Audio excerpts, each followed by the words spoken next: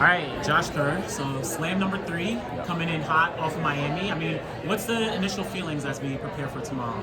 Yeah, I think it's just learning from what we got from the first slam, bringing that into the second, and then now we have a good balance of a good performance and a great performance. And yeah, I'm excited. I think the challenges coming in are hopefully people are going to be talking about all the races going all different ways, and my job is to execute and make sure it goes my way.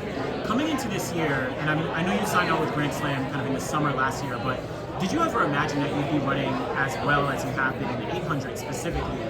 Again, considering it's never been your primary event. Yeah, I think the 800 is a skill like the 15, and I ran the 15 my whole career, and so I know how to run it. But it's been a few years since I've ran more than one every year, so the 800 is growing on me. We're getting there with it, and I'm looking to make big jumps in Philadelphia. That's the goal. And coming off of the setbacks during the indoor season, and then of course Kingston wasn't where you were at, but you were able to bounce back from Miami. I wonder if that kind of like instilled some more confidence of like, all right, I still got it, and I got a lot more to give. Yeah, I mean, I think that the thing I lacked the least is confidence. The thing I lacked in Jamaica was training. So it's coming together well. I know when I've got the training like I have behind me, I know that the results will come.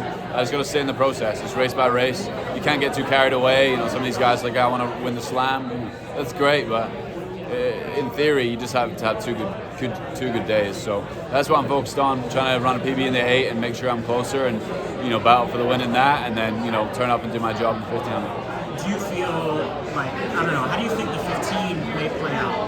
Considering coming off Miami with some couple new guys in the field, like how do you think that might play out? I'm really not sure. I think that's what's the fun of it. I think in the first 800 you kind of get a real good settle of where we're at. I think the last 600 will always be hard regardless of the pace. So yeah, it's going to maybe be a bit cagey, but it does depend who wins the 8. I do think that will make a big difference in making sure that we can stretch out and get the points that we need.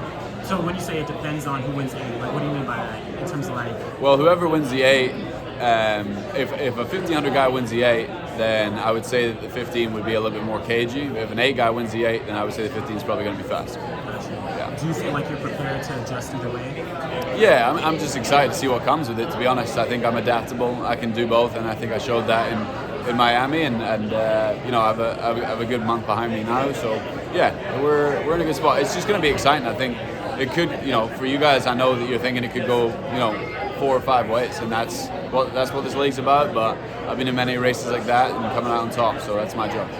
And now, with 4 races down during the outdoor season, coming up with 2 more slams, what's the kind of like preparation as it relates to the World Championships in the entire 2025 season?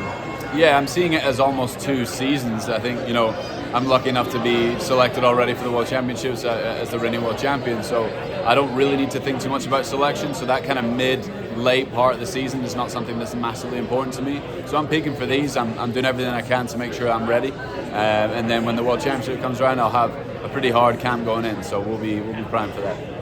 Thanks so much, man. Thank you.